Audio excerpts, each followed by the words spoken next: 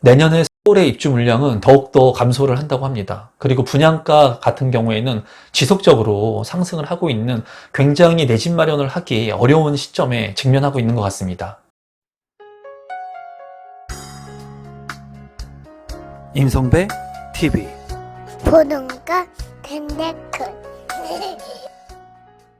이제 집값이 지속적으로 계속 오르고 있고 분양가도 큰 폭으로 오르고 있습니다. 그래서 많은 분들이 이제 내 집 마련을 할 때 왜 이렇게 분양가가 계속 오르는지 이제 떨어질 때가 되지 않았나 하는 그런 생각들을 많이 하실 건데 3.3제곱미터 평당 3,039만 원. 그래서 1년 전보다 얼마가 더 상승했느냐?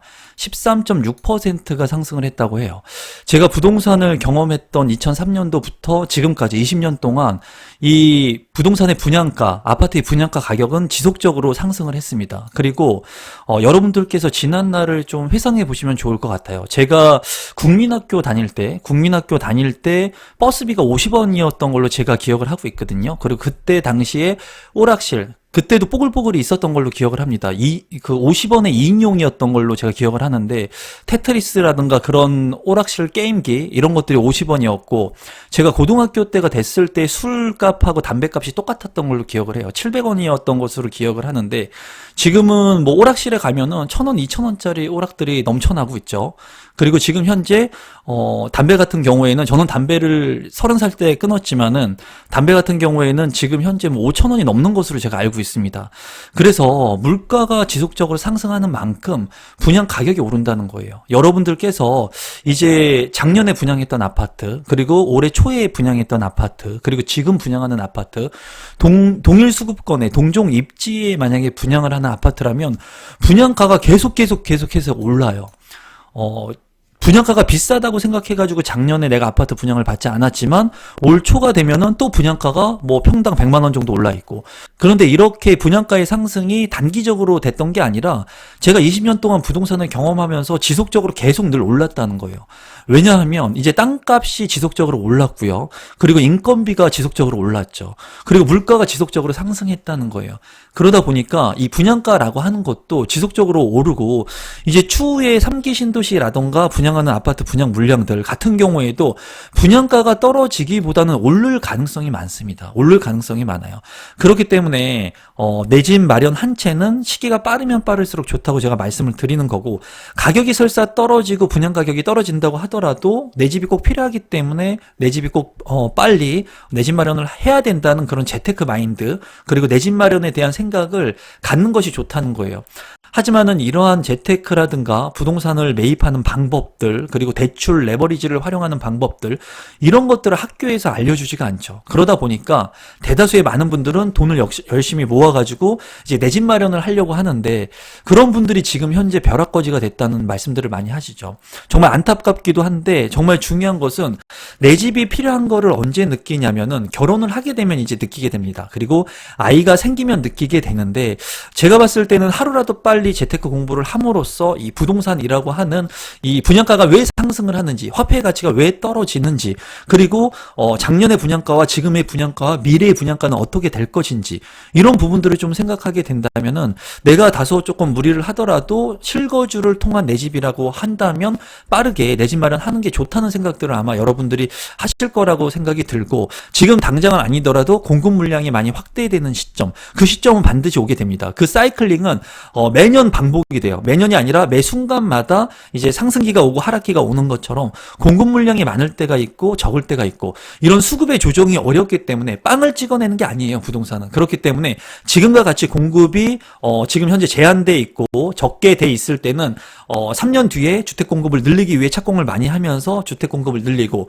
그 주택 공급이 많이 늘어나게 되는 시점이 오게 되면은 이제 과다 공급이 되고 초과 공급이 되면서 수요가 또 작아지면서 주택의 가격이 조정을 받기도 합니다.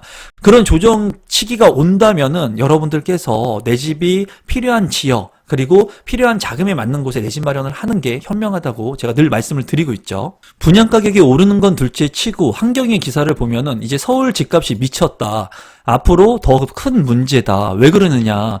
집값이 이제 오르는 건 둘째 치고 내년에 서울의 입주 물량이 34%가 감소된다는 거예요. 그렇기 때문에 지금 현재 집값이 14개월째 연속해서 상승을 하고 있고 이제 전세 가격도 지속적으로 상승을 하고 있는데 정말 중요한 것은 서울에 입주할 수 있는 물량들이 감소를 한다는 겁니다.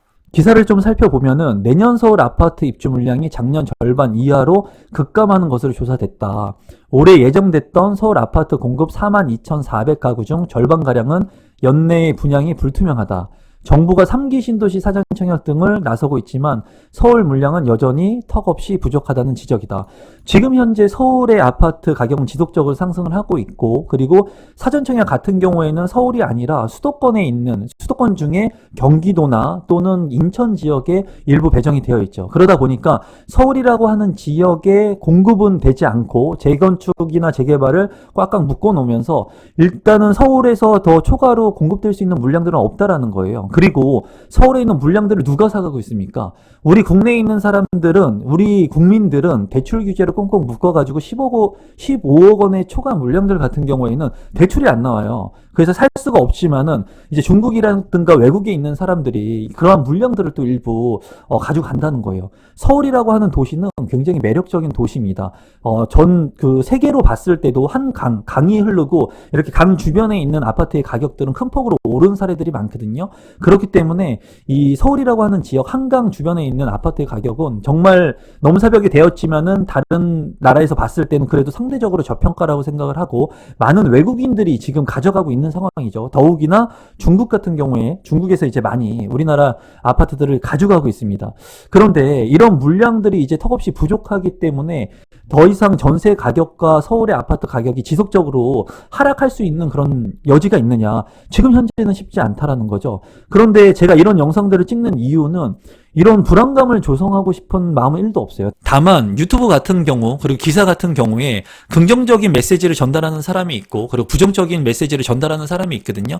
근데 정말 중요한 것은 지금의 팩트를 일단 체크를 하고 지금 현 상황이 어떤지, 지금 현 상황이 주택이 오르고 있는지, 주택이 부족한지, 그리고 향후에 주택이 많이 공급될 것인지 그런 부분들을 여러분들께서 명확히 알고 계시고 그런 다음에 내가 지금의 현 상황의 팩트를 정확히 알았다면 이제 나는 어떻게 해야 되는지, 내가 더 기다릴 것인지, 아니면 지금 청약을 할 것인지, 아니면 경매로 내 집을 마련할 것인지, 내가 신혼부부 특별공급이나 특별공급의 조건이 되니까 이런 조건들을 활용해가지고 내 집 마련을 할 것인지 이런 부분들의 계획들을 여러분들이 짜셔야 한다는 거예요. 그런데 애석하게도 지금 현재는 분양가가 지속해서 상승하고 있고 이 물량들, 서울 물량들 뿐만 아니라 지금 공급되는 물량들이 줄어들고 있고 그리고 사전청약 같은 경우에는 사전청약 발표일이 9월 1일인 것으로 제가 알고 있는데 사전청약에 당첨됐다고 해가지고 여러분들께서 이제 내 집 마련을 했다 끝났다 라고 생각하면 안 된다는 거예요.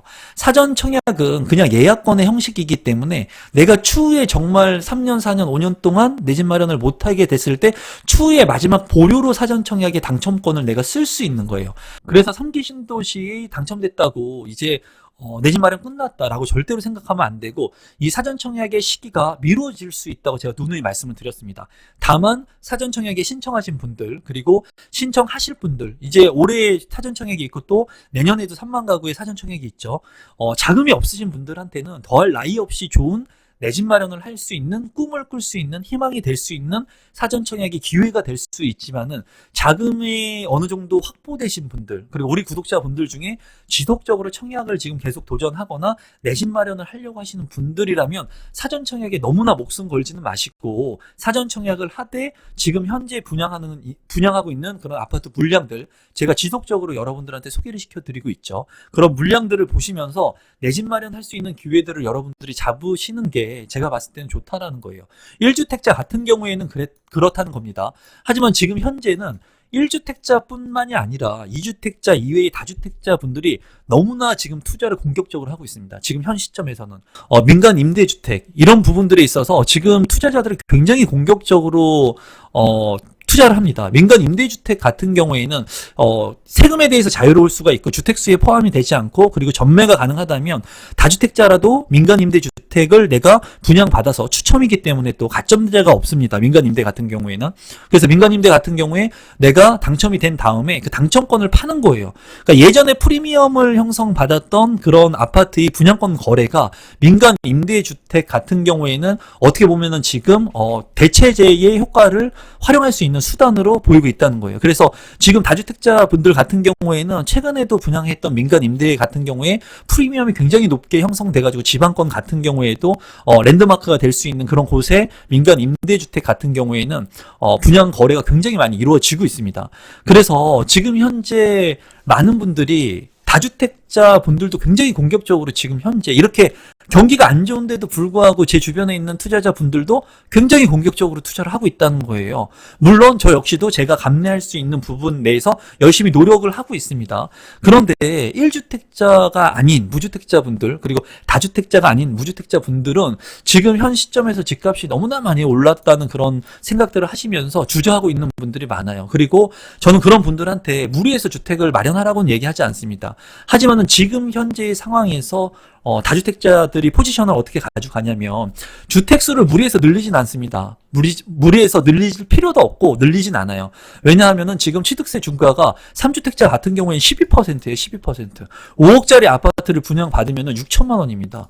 취득세가 12%이기 때문에 그렇기 때문에 너무나 무리해가지고 다주택자 포지션이 이제 주택수를 늘리는 것보다는 이거를 피해가지고 투자를 할 수 있는 것들을 찾다 보니까 다주택자 분들 같은 경우에 오피스텔이라든가 민간 임대에 투자를 하는데 그러다 보니까는 오피스텔이 분양가가 점점 말도 안 되게 높아지는 그런 경향이 있는 것 같아요. 그런 부분들이 이제 어떻게 보면은 건설사들이 잘 캐치를 해가지고 높은 분양가에 책정을 하고 누군가는 한정돼 있는 그 공급이기 때문에 한정돼 있는 그 공급의 아파텔의 물량들을 가져가려고 하는 것 같죠.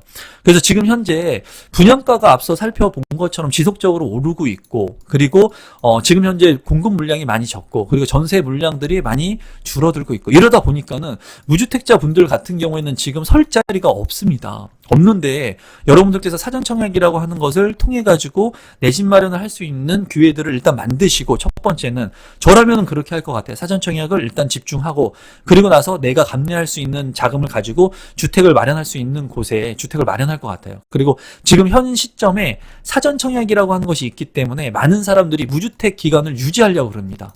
많은 분들이 무주택 기간을 유지하려고 그래요. 왜? 사전 청약을 하려면 무주택자이어야지 사전 청약을 할 수가 있기 때문에 올해 3만 가구, 내년 3만 가구, 6만 가구이지만 이제 공급되는 게 6만 가구가 넘지만은 이 6만 가구에 청약을 하시는 분들은 경쟁률이 이제 많이 나오니까 더 많은 사람들이 무주택을 유지하려고 할 거예요. 그러다 보면은 무주택을 유지하려고 하시는 분들이 많다 보니까 사전 청약에 집중하시려고 하시는 분들은 아파트 청약을 통해 가지고 내 집 마련하는 것을 미룰 수 있습니다. 그러면 지금이 어떻게 보면은 당첨받기에 경쟁이 조금 적고 그리고 나한테 기회가 될 수도 있다는 거예요. 항상 제가 말씀드리지만 역발상의 생각들을 많이 하셔야 되거든요. 마이너스 빚이 많으신 분들 그런 분들은 사전 청약에 집중해서 내 집 마련을 할 수 있도록 노력하시고 특별 공급의 비율이 많기 때문에 특별 공급 자격 조건이 되시는 분들은 이 사전 청약의 공공 분양 물량들을 지속적으로 노리시면 되고 그래서 많은 분들이 오늘은 지금 현재 많이 오른 집값들을 보면서 고민을 하시는 분들이 많을 거예요. 그리고 저도 어머니랑 이제 이런저런 말씀을 좀 나누어 보면은 어머니께서 그런 말씀 많이 하십니다. 집값이 너무나 많이 올랐기 때문에 어머니가 집을 살 때도 물론 비쌌지만 지금 단기간에 또 많은 폭으로 집값이 올랐기 때문에 이제 주택을 구입하려고 하시는 분들이 부담이 많이 될 것 같다. 그런 말씀을 하시는데 현 상황이 팩트적으로 그렇지만은 여러분들이 지금 현재에 있는 기회들을 잘 살려셔가지고 무주택자가 벗어날 수 있는 기회가 어떤 것들이 있는지 잘 생각해 보시면 좋겠습니다. 그리고 많은 분들이 내 집 마련하기 힘들다고 하지만은 여전히 제 채널을 보면서 20대, 30대 분들이 아파트 청약 저가점에 당첨이 되기도 하고 그리고 남들이 좋지 않다고 생각하는 분양 물량들을 내 집 마련하기도 합니다. 물론 입지가 중요하지만 내가 살 집이 있는 게 먼저예요. 내가 살 집이 있어야지 내가 생활의 안정을 가지고 뭔가 사업을 할 수가 있고 일을 할 수가 있고 가정에 충실할 수가 있고 행복한 가정을 유지해 갈 수가 있거든요. 그래서 여러분들께서 너무나 좋은 입지만을 보기보다는 조금 개발이 될 수 있는 그런 입지들의 물량들도 한번 보시면서 여러분들이 내 집 마련을 할 수 있는 그런 기회들이 됐으면 좋겠습니다. 지금 어려운 시점인데 이러한 시점 속에서 저도 기회를 만들려고 하고 있고요. 그리고 여러분들도 기회를 만드셨으면 좋겠고요. 그런 기회들이 포착이 되면 제가 여러분들한테 그런 정보들을 정말 많이 드렸으면 좋겠습니다. 그리고 지금도 여전히 믿고 제 영상을 봐주시고 마인드 컨트롤을 하고 그리고 내 집 마련을 하나 두 개씩 해 나가시는 많은 구독자분들께 진심으로 감사드리고 항상 제가 말씀드린 대로 진정성 있는 제 이름을 걸고 유튜브를 운영하도록 하겠습니다.